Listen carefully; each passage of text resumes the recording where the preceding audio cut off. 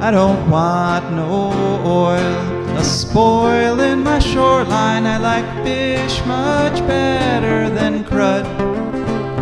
I like birds and things a-creeping and crawling. Won't trade no more oil for blood. The sun done give us all we need to make this country run. But that black demon oil's got us fussing and fighting, and I do believe it's time we was done. I don't want them nukes run by them kooks who think radioactivity is fun. No more three-headed frogs or kids with leukemia. Nuclear power ain't fit for a dog. The sun done give us all we need to make this country run. But that nuclear power's got us fussing and fighting, and I do believe it's time we was done. No nukes! Good morning, Toledo, and good afternoon, Columbus, and hello to those of you listening on the internet, wherever and whenever you are. My name is Joe DeMare, and I'm here with my fantabulous co-host, Rebecca Wood. Rebecca Wood, yes, together Rebecca Wood and I are going to craft an incredible hour of radio called For a Green Future. For a Green Future is a show where we talk about ecology and the environment, and we talk about it in the ways that it affects you, your wealth, your health, your happiness, the wealth and health and happiness of your friends and your family, and the trees outside your house, and the birds and the bees, and pretty much everybody and everything, because we're all wrapped up together here in this wonderful wibbly-wobbly world called Earth. And the show is live today, but not in studio, unfortunately. We're using our clean feed here because this past week I got exposed to someone with COVID. It was a pretty good exposure. I was at a car together with them for an hour, and then the next day they tested positive for COVID. And so I didn't want to risk my co-host and Josh there, so I'm operating out of my house, which is kind of nice in a lot of ways. One of those ways is that my solar panels are putting out right now. So today's show, let me pull up my app here. Let's see. Today's show is actually being solar powered.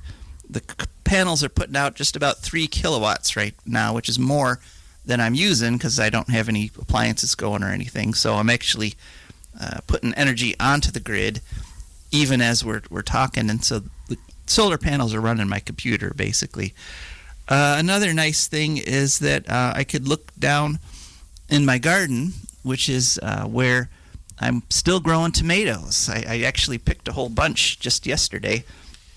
And it's kind of crazy, as it did. I mean, here we are in November, and it's warm. It was just like 75 degrees yesterday. It's going to get up to about 70 again today. And, people are loving it. But I have to point out, as an ecologist, I have to point out that we are actually running like 30 degrees above average right now. I mean, this is warm, but it's also abnormal. And just so the fact that we kind of enjoy it, but we feel very guilty about it. Yeah. Yeah. Exactly, right. It's sort of a guilty pleasure there. But yes.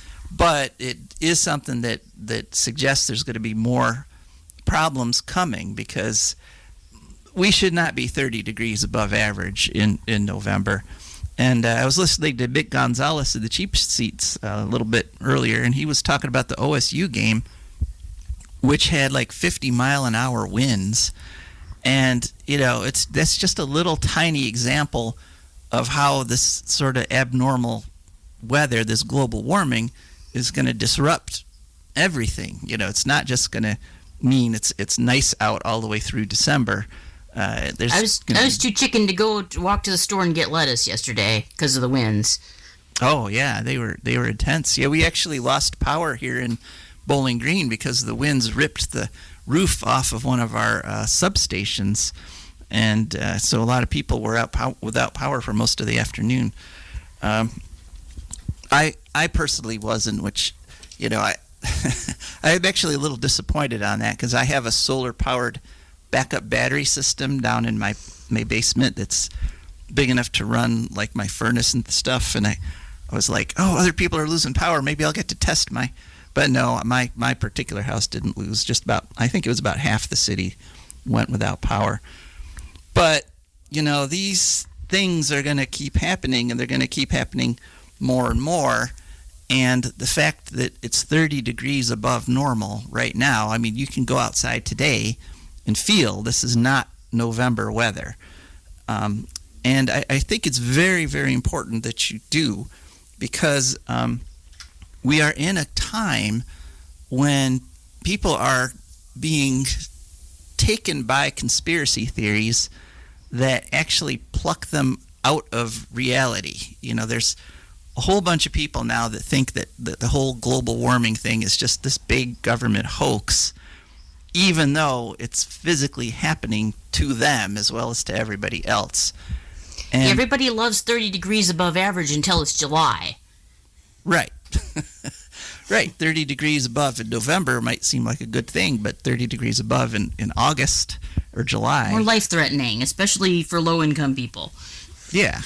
We got a good show for you today. We're going to be talking about that. We're going to just chat for just a few more minutes here together, and you can join us at any time during the show. You can call at 877-909-1007.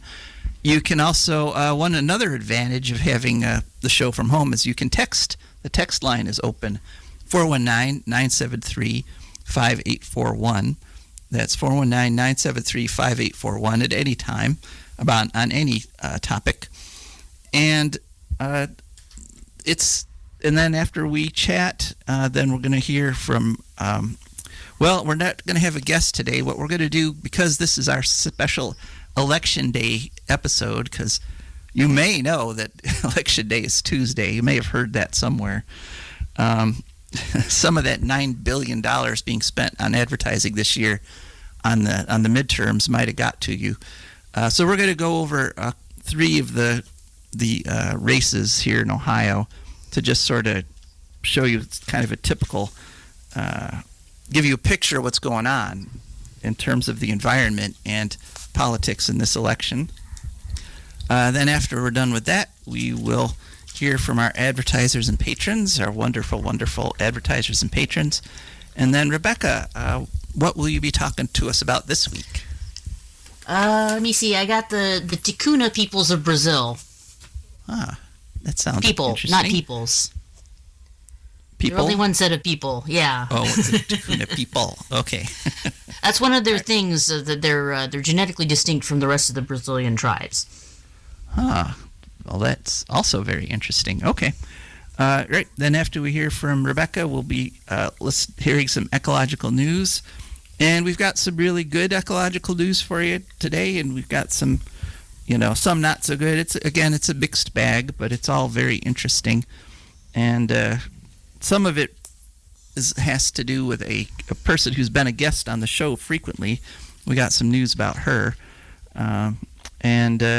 Yeah, as I say, hopefully at some point we'll hear from you at 877-909-1007 or texting at 419-973-5841. Okay, so let's get right to the topic of the day, which is the election coming up. This is a commercial program, and so I'm not allowed to promote any candidates on here because that would be electioneering, and then that falls into FCC regulations about how you pay for advertising and stuff like that. But what I can do is look at all the candidates, or look at both side candidates from an ecological perspective without endorsing anybody. So just keep that in mind as we're talking. However lopsided it seems, I'm not actually endorsing anyone. I'm just giving you guys information. And if you want to know about what I personally would endorse, you can go to the Wood County, Ohio Green Party blog. Search for Wood County OH and look at that blog there. And once again, we're not endorsing anybody. That's just if you're interested in my opinion pretty much mirrors what's on that website, so you can look that up. Okay, so the first race I want to look at is the J.D. Vance Tim Ryan race for U.S. Senate.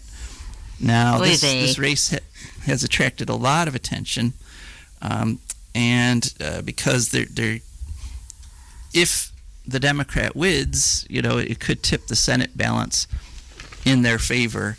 The polls are showing J.D. Vance, the Republican, is in the lead, and so what I did is I went and looked for their public statements on ecological stuff, and J.D. Vance doesn't talk, the Republican doesn't talk about ecology or the environment very much, as you might guess.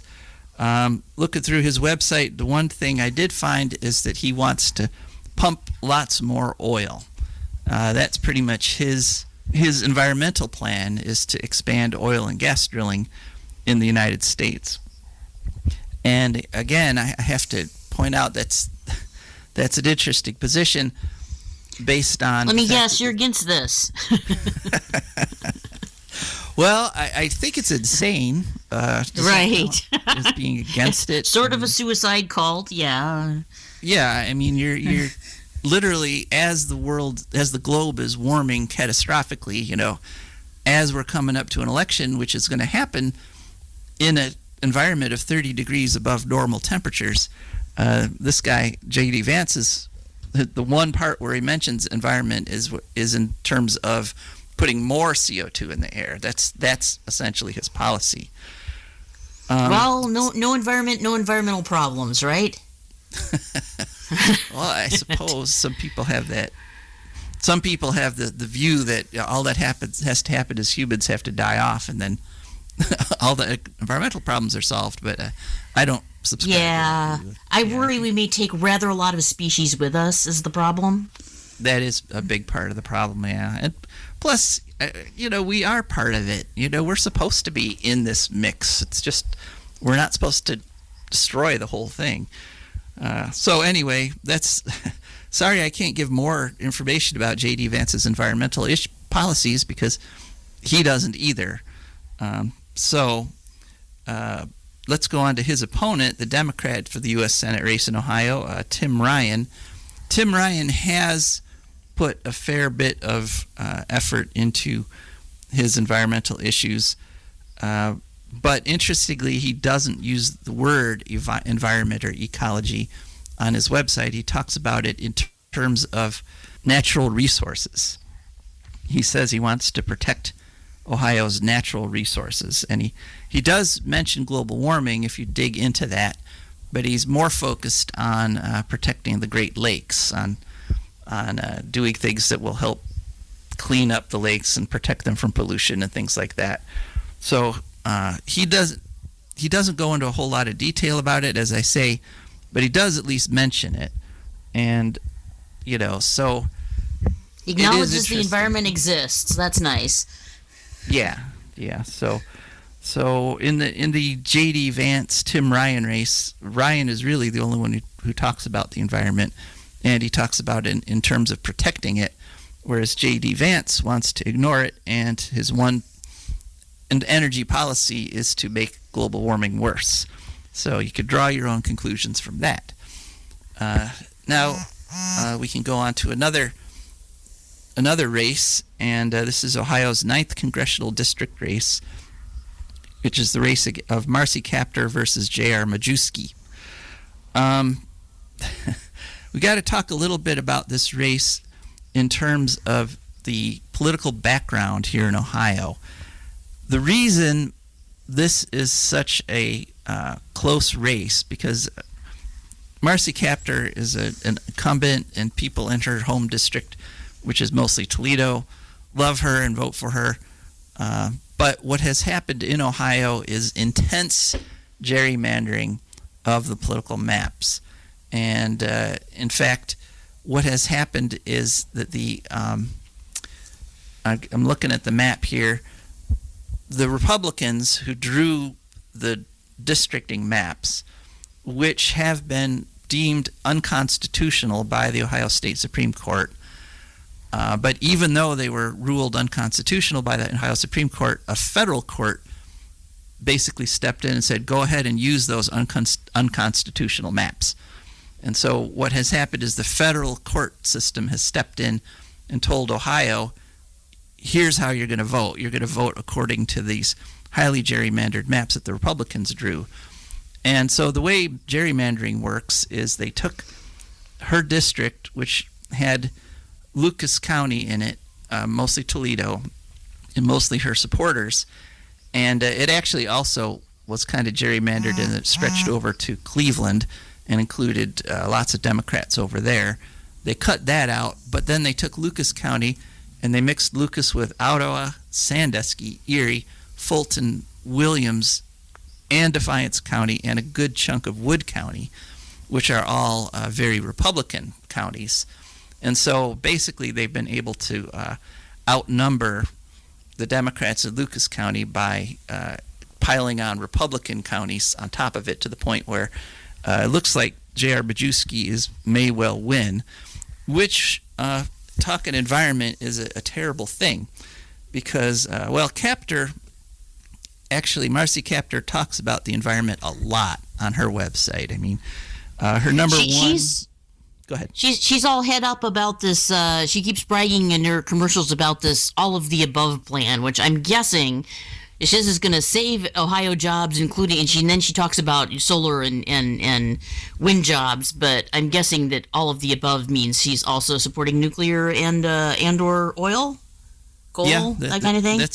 That's what it means. Yeah. I mean, that's literally what all of the above means. It includes nukes and fracking, and that was Obama's big, wonderful innovation that essentially made global warming much worse because, we've been unable to build a nuke plant since, even though Obama dumped tens of billions of dollars into it, and they've been under construction since the Obama era, but they're so, impractical, they haven't actually been able to get any running. So we wasted tens of billions and tens of years on nuclear, thanks to the all of the above policy, and we put tons and tons of CO2 in the air from methane, from fracking, from all of the above policy. So that's horrible, but they do like to talk about wind and solar, and so what she's got is her first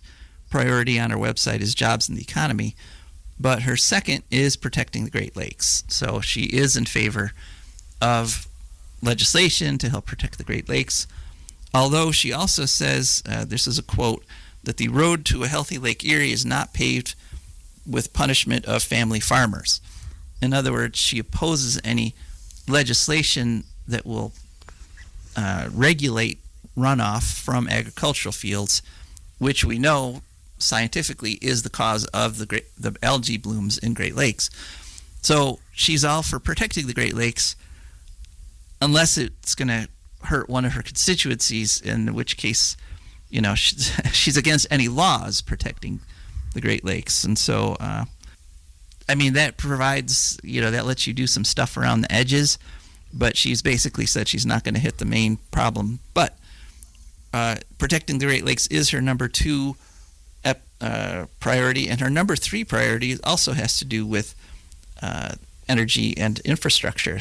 And so she talks a lot about, as you say, encouraging solar and wind and biofuels, which, if we encourage solar and wind, they will outcompete nuclear and coal and natural gas, and fracked gas, because that's what's happening all over the country and all over the world, where you don't actively legislate against wind and solar. They're so much cheaper and cleaner, and they go up so much more quickly, and they're such a good investment. All over the world, they are dominating. They are winning the market competition as for an energy source. So you could say all of the above, but as long as you don't actively block wind and solar, then then wind and solar will win.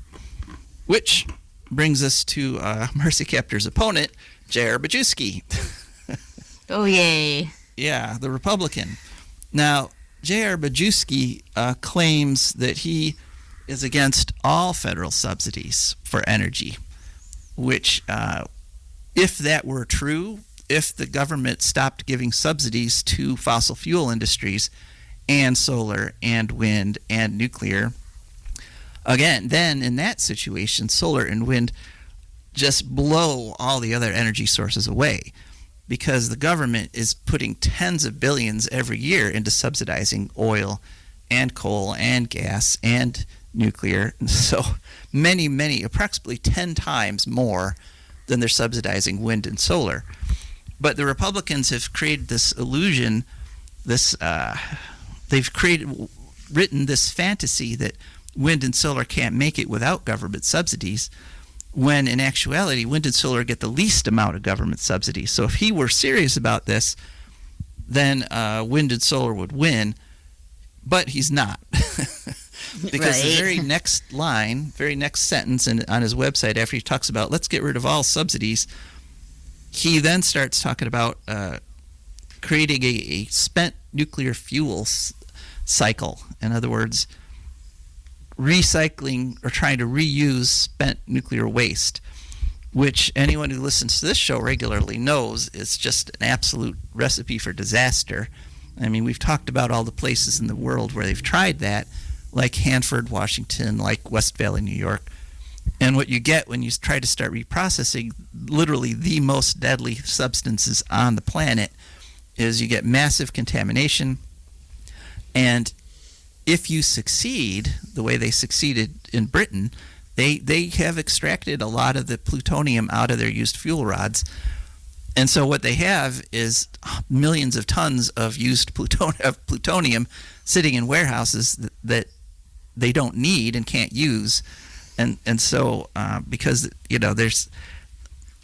it's just horrible. Trying to recycle spent nuclear fuel is terrible, and no company in the world will approach it unless they're getting subsidies from their government. And so calling for spent nuclear fuel reuse is actually saying we're going to subsidize that, because it's so risky and so dangerous and it's so expensive and it has not worked anywhere. So so he claims he wants no subsidies, but yeah, he does want subsidies. And he also, his big thing is that he wants to eliminate all federal agencies and all federal activities that are not specifically listed in our hundreds of years old Constitution. So that means eliminating the EPA, for example, in terms of, and eliminating all environmental laws, because the founders, the guys who were writing the Constitution, were living at a time when the biosphere in North America was largely healthy, and they hadn't even invented half the kinds of pollution that we've got now. They just had that old run-of-the-mill, things like sewage and stuff, which the ecology. The biggest problem was horse poop, handle. basically. Yeah, and eventually stuff like horse poop gets broken down by microbes and back into the ecosystem, and it can cause a local problem, but it's not a global problem. But we have put plastics into the environment. We've put CO2 into the air. We've created all these radioactive nuclides, which the people who wrote the Constitution literally had no conception of. And so with our EPA, we're able to address things that the founding fathers had no clue of. But J.R. Bajewski wants to take us back to 1776, when we knew pretty much nothing. And another thing about J.R. Bajewski's website, and I wanted to kind of tie this in to the rest of the show, is that he says he's going to counter communist propaganda with his office. And in other words, he's one of these people that is pushing conspiracy theories that there's communists everywhere and they're trying to take control of the country. And, he's going to save us from them. And my experience is that most people who start talking about conspiracies, especially these big anonymous conspiracies where you don't know who's the communist agent, most of them are usually trying to lead you astray. They're calling for conspiracy theories, they're claiming conspiracy theories, often because they are part of conspiracies.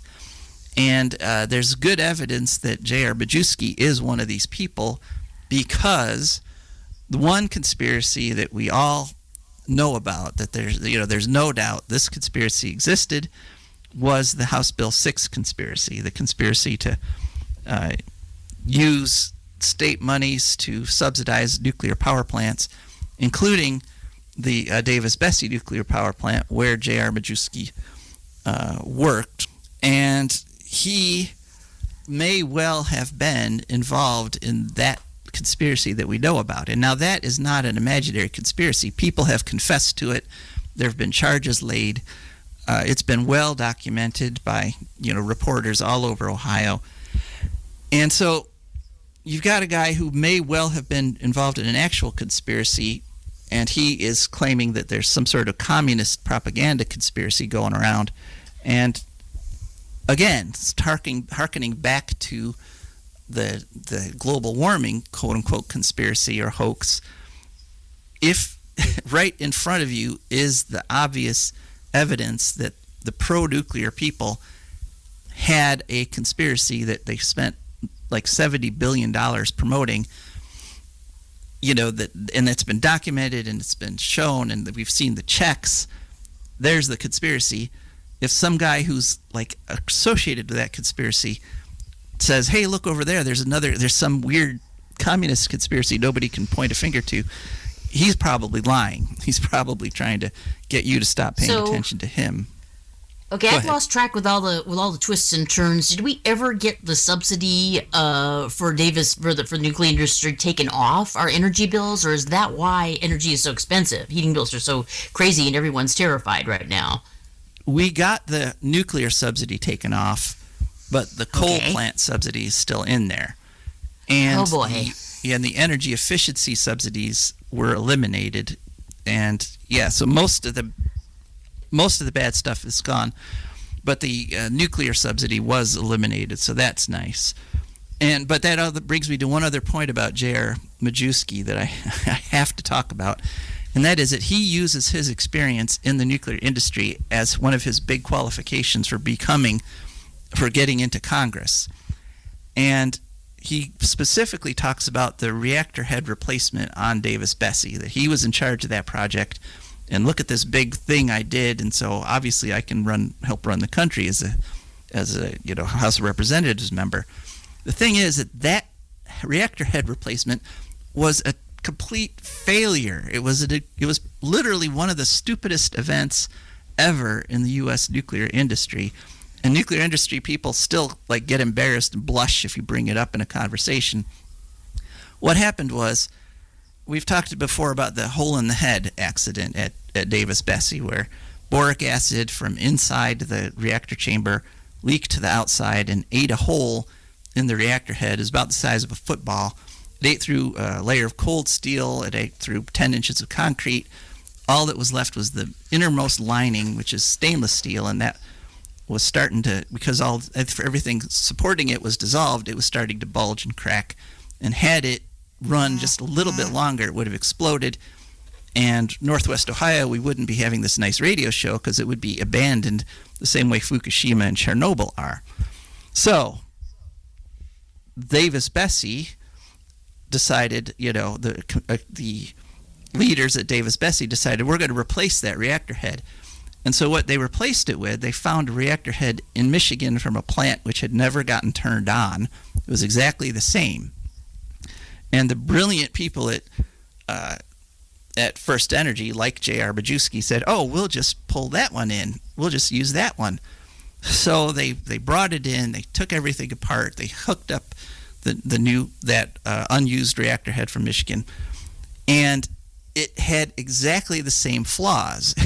It was built the same way. It was made with the same inferior metals. And so it also started dissolving and having a hole bored in it by boric acid. And so they had to say, oh, wait, stop. And so they turned the plant off again, took it apart again. They had to order a whole new reactor head from France. And finally they brought that over, and that's been attached to the reactor head, and that's what they have now. But literally, they did exactly the same thing, expecting a different result. And it was one of the biggest fiascos in the nuclear industry history. And he's running on the strength of that. It's kind of like if a businessman had nothing but a string of business failures, went, in bankruptcies, and then went to run for office and said, I'm a businessman, therefore elect me. But Joe, that could never happen. That would be crazy. Wouldn't it? Wouldn't that just be crazy? I just can't imagine such a thing. That could never happen, Joe. Right. But these are the people at First Energy, those same people who are making those kinds of bad decisions were the ones involved in the House Bill 6 conspiracy.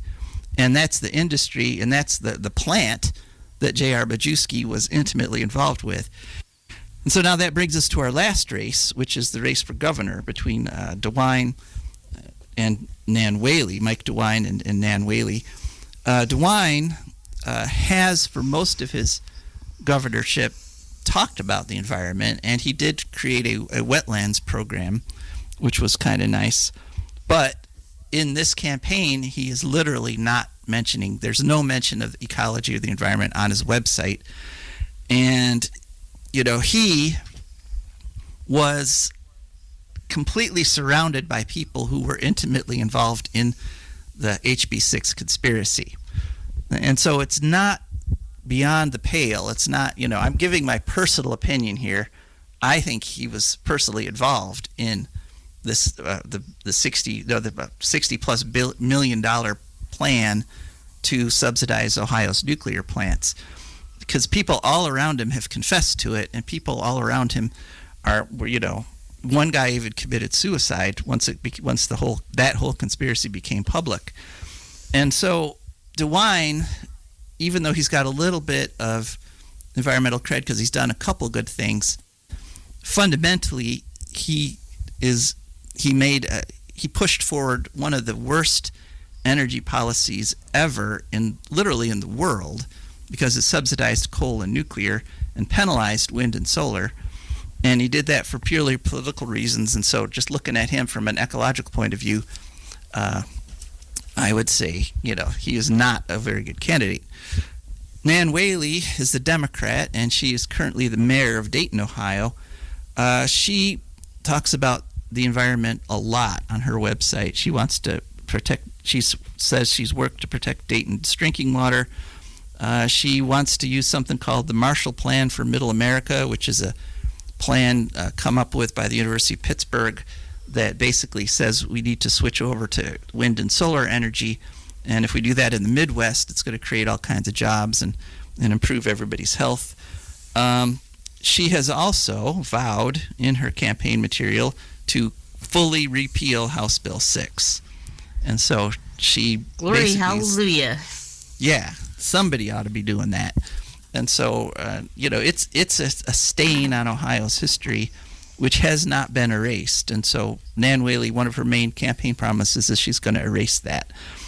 And so she is kind of a corporate Democrat, but, you have to compare, you have to make choices. And as I say, we're not making any endorsements here. We're just describing all these candidates from the point of view of environment. And so speaking in broad terms, in general, in the Republicans versus Democrats, the Republicans are worse. Okay, Democrats may not be doing enough or may not be moving fast enough to actually save the planet, but Republicans, for example, here in Ohio, in counties where Republicans have complete control of county governments, they are literally outlawing, passing laws against wind and solar development. And so, and as we know, the state legislature is openly hostile to wind and solar, which is controlled by Republicans. So just generally speaking, Democrats are better for the environment, even though they're not good enough. But Republicans are really terrible. And yet, people are drifting towards voting Republican in these midterms. And I heard one person describe it. What they said was they would rather be shot in the face by a Republican than stabbed in the back by a Democrat. And good point. There is also, I personally have some races that I'm not voting in because even the slightly better candidate has shown such contempt for progressive voters. Yeah. I mean, that is an issue. The Democrats have tried to go to the middle so much that, they've alienated their base. And that's one thing the Republicans never do. They have their base, and they cater to it no matter how irrational it is. I mean, they're literally promising things that are physically impossible to deliver. So yeah, it's tough choices. I almost can't blame anybody for most of the choices you would make anyway. Right. But it's still, we still need to participate in democracy. I'm actually, if it turns out I'm negative for COVID, I can't test until tomorrow. I will actually be working the polls down here in Wood County. So good for you. Yeah, I'm probably gonna go vote because my roommate got me a ride. If she didn't, I might not. Okay, well, and that alienated from the process. Yeah. Yeah. Go vote. It's probably for the best. Yeah, I know that's it's hard to muster. You can just do issues if you want to. It's show your up, call. And you don't have to vote for everybody, but my personal opinion is you shouldn't vote for people who are openly anti-environmental. I mean, that's literally that's good thinking. Yes, committing suicide. So, yeah. All right. So anyway, off that hot and bothersome topic. Wow, and that went a lot longer than I thought it would. So we have to rush over to our advertisers and patrons. All right, Four Green Future is brought to you by the Wood County Park District. The Wood County Park District is a natural resources conservation agency. They protect natural spaces, maintain quality green spaces, provide engaging programming, and they teach people to love and respect nature. They restore wildlife habitats, and they lead outdoor adventures. Wood County Parks protects natural spaces in Wood County for all to enjoy, from 8 a.m. to 30 minutes past sunset every day of the year. Lots of ways to get a hold of them. One is to call them at 419-353-1897. That's 419-353-1897. Another is to send them or to go to their web page, which is wcparks.org. And finally, you can also download their app, available from any app store at WC Parks. And actually, not finally, because I also want to mention that they have a very active presence on all the social media, YouTube, TikTok, Facebook, etc., etc. That's the Wood County Park District. And Four Green Future is also brought to you by our patrons, and we want to thank our patrons profusely. They are wonderful people who've gone to patreon.com. That's Patreon. Search for Four Green Future, and up popped our page. They picked a level of membership that matched their budget and became patrons of the Green Future. So thank you very much to our patrons. Won't you please join them, because we do need more patrons. All right, Rebecca, something else we need is to hear about the Ticuna people of Brazil. Alrighty, well, this just, this is one of those topics that kind of got away from me. Like, there's so much information, it's just hard to narrow it down. Anyway, I don't feel like I really penetrated this stuff, but here's what I learned. The Ticuna are a indigenous people of Brazil, Colombia, and Peru. They're the most numerous tribe in the Brazilian Amazon. There's 36,000 of them in Brazil, 8,000 in Colombia, 6 to 7,000 in Peru. They basically practice shamanism and Christianity, or some combination of the two. The most interesting thing I found out about them is that they originally lived inland and kept away from the waterways, or they were kept away from the waterways by other tribes. So that was a little bit rough, but then they fared a little bit better under colonialism for a long time because they had less contact with the Portuguese early on, so less warfare, disease, and that is why they are the largest Amazonian tribe right now. Also, because of that, and also endogamy, which means you only marry or have close relationships within your own group, they're pretty much genetically distinct from all of the other Amazonian tribes who are I guess tend to be more sort of related to each other. But yeah, then the Ticuna, they didn't want to hang out with anybody else. Nobody else wanted them near the waterways, so it went another way. So interestingly, once the Portuguese had slaughtered a lot of the other tribes or greatly reduced their numbers, they kind of took over some of the lands that were vacated by them. So then they got a little more access to waterways, river streams, blah blah blah. But that kind of went sour on them because they were enslaved for rubber plantations in the 1800s. So, initially it was mostly sort of traders and raiders coming from the rivers, and then after that, plantation agriculture and lumbering started, but that took 200 years. So they had kind of, well, not a head start, but not a behind start. I don't know how to call that. So they've dealt with violence by loggers, fishermen, and rubber tappers around the Solimões River specifically. They fought in the 1864 through 1870 Brazil-Paraguayan War, which I had never heard of, and I was briefly anyway a Latin American studies major, so that's something I should have heard of. So their population took a hit, and they were forced out of their Brazilian territories.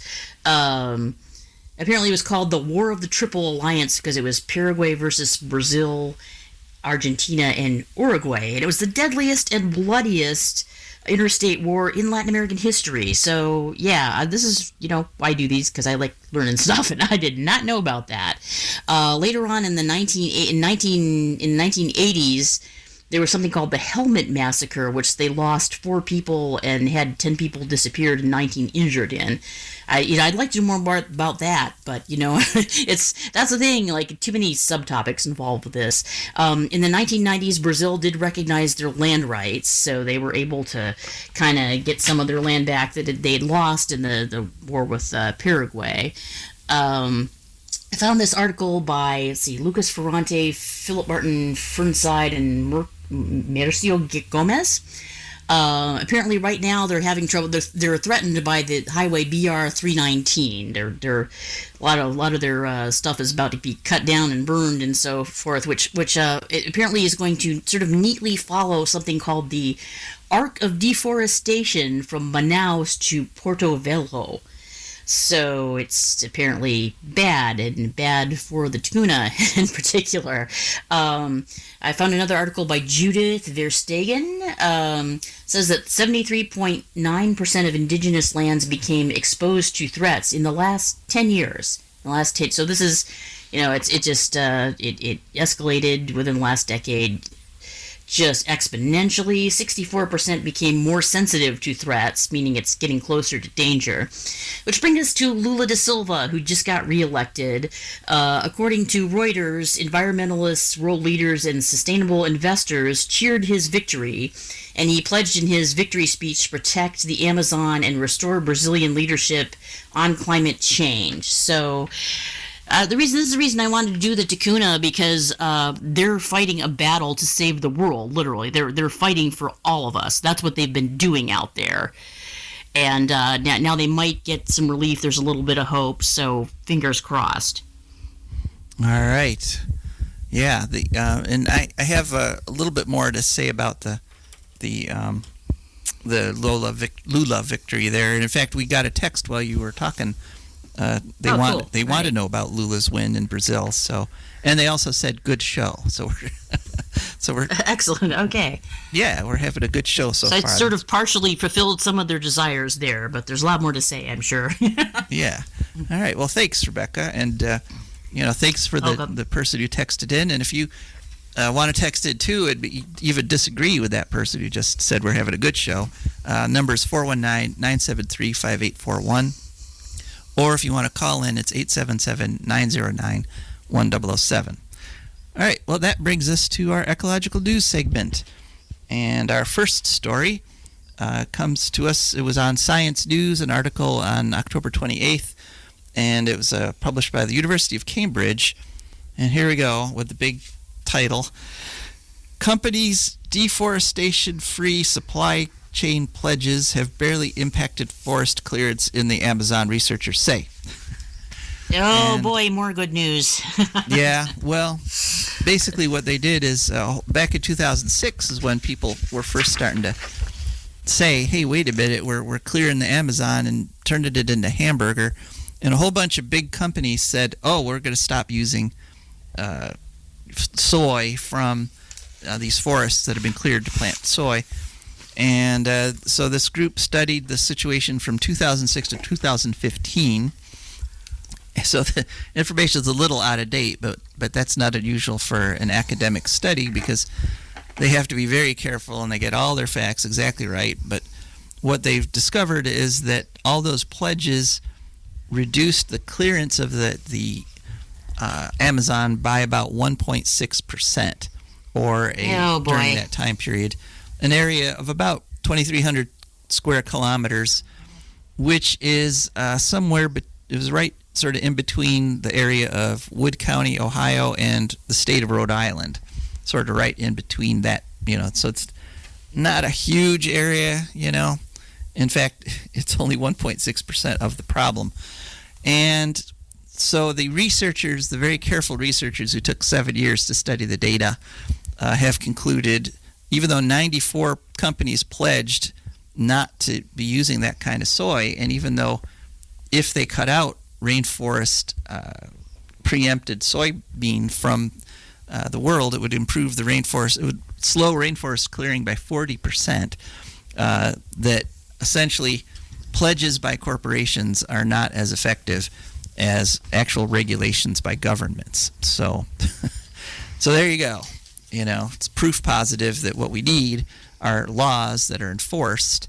And as Rebecca pointed out, Lula hasn't promised to do that. And he has a history of doing it too. So we may well, this might be wonderful news for the rainforest that he got elected.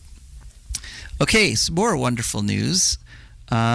We have had on this show in the past a wonderful woman by the name of Heidi Huttner, and she has been working for several years on a show, on a movie called Radioactive: The Women of 3 Mile Island. And so there's a big announcement. The movie is finally done, and it's finally being released. It's having its premiere on December 4th in New York City. And I'm just going to play the trailer really quick here for you folks. See if this works. Once the accident happened, we started getting phone calls asking if we had heard about 3 Mile Island yet. They were having a meltdown. It was the first step in a nuclear nightmare. There is no cause for alarm or any reason to disrupt your daily routine. Officials were lying about what was really happening. When an accident like 3 Mile Island happens, the first line of duty is to reassure the public. The safety systems were designed to take care of this kind of an accident, as our safety systems did. I was being told the media is blowing it up. The reactor core is indeed stable. All I kept thinking was, hopefully I got my kids out of town in time. But I've come to find out I didn't. My whole world was turned inside out. 3 Mile Island blew up like an atom bomb. People suffered an exposure equivalent to 100,000 X-rays. Radiation is more harmful to females. It's the first time we've had cancer in our family history. We will see an increase in the cancer epidemic that is already running rampant in this country. Everybody went rushing to see the China syndrome to try to figure out what had really happened at 3 Mile Island. So much radioactivity was coming off of the reactor, the monitors couldn't read it. The company covered it up. It all came out. All hell broke loose. Most of the people here have been arrested and taken away. It's one of the biggest cover-ups in history. They lied and lied and lied. I can't keep living like this. I need answers. It's possible using new technologies, testing the people affected by the accidents to see the level of genetic damage. This is my family that they played with. Do not believe what the company tells you and question everything the government tells you. Yep. Sound advice. And this is another example of an actual conspiracy. A bunch of guys got together as the 3 Mile Island accident was happening. They said, we're going to lie to everyone, and we're going to claim there was no meltdown because That's what they claimed at first. We're going to claim that there's no radiation to worry about. It's all the levels are really low. They knew that was a lie, and they hurt people. They hurt tens of thousands of people who have the highest cancer rate in the nation. They call themselves the downwinders. And so there was a real conspiracy. You know, that's a conspiracy that has been documented. It was a nuclear power industry conspiracy. And so, you know, people who are in conspiracies often try to say there are other conspiracies because they don't want you looking at their conspiracy, which has been very well proven and well documented. So this movie is coming out the 4th in New York City. I'm going to go see it. I don't know if anybody's interested. Maybe we could carpool or something. You could email me at joe@joedemarforagreenfuture.org or text me at 419-973-5841. I'm pretty sure I'm going to go to New York City on the 4th and watch this trailer. As you could see, it looks amazing. So, all right. That's some good news that movie is finally coming out. We've been anticipating it for a long time. And now on to some other good news. And this is a segment I'm going to actually call, sort of create a new segment. It's called They're Back. And basically, very quickly, because actually we're running out of time here, there's an article in Science News on October 7th, fishers, which is a cool little mammal, kind of a cross between an otter and a cat. Fishers have been successfully reintroduced in Washington State. They had been extinct in Washington State, and there's been a program since 2006. They released about 400 of them that they imported from Canada, and that population is now reestablished and reproducing on its own and self-sustaining. So that's some good news. And another interesting little thing, I have a friend, her name is Randy Pokladnik, and she saw some ravens, and I'm going to play a recording she made.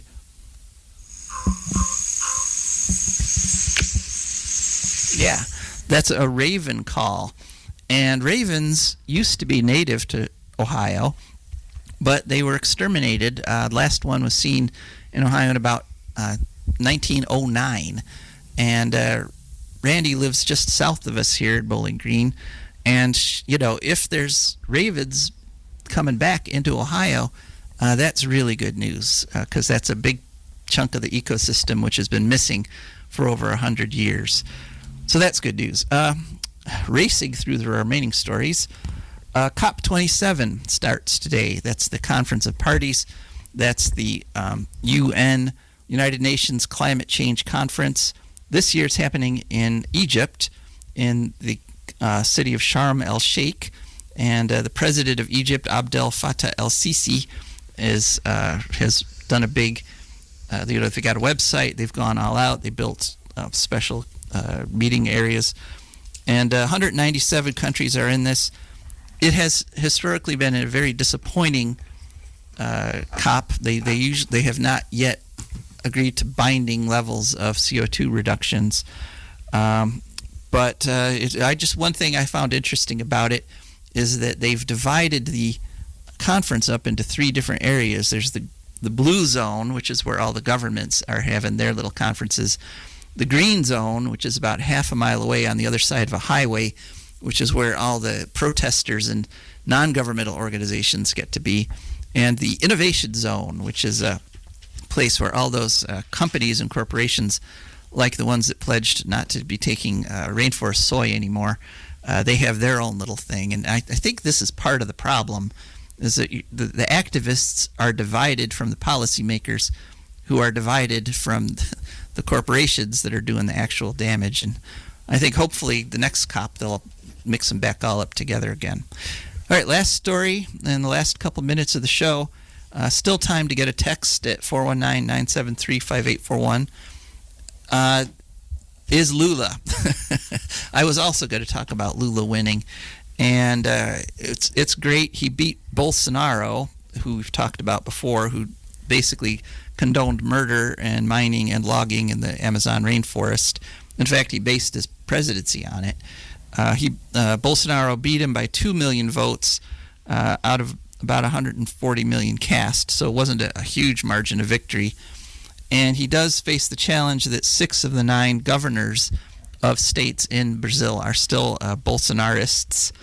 But he has pledged to save the Amazon, and when he was president before, because this is the second time he's been a president of Brazil, he followed through on that. And this time he's promised to create in the government a Minister of Indigenous Affairs who will be someone who is a tribal member of one of the indigenous peoples in Brazil. So lots of promise, lots of fingers crossed there. Things are looking up in Brazil, and we've got our elections this Tuesday, and let's hope that people think about the environment when they go to the polls on Tuesday, because it is important to vote, folks. Even if you don't like all the candidates, it's important to at least not support the ones that are actively trying to destroy the planet. All right, that's it for our show. Thanks so much for listening. This is Joe DeMare. And Rebecca Wood. Yes, and we are signing off. I don't want them nukes run by them kooks who think radioactivity is fun. No more 3-headed frogs or kids with leukemia. Nuclear power ain't fit for a dog. The sun done give us all we need to make this country run. But that nuclear power's got us fussing and fighting, and I do believe it's time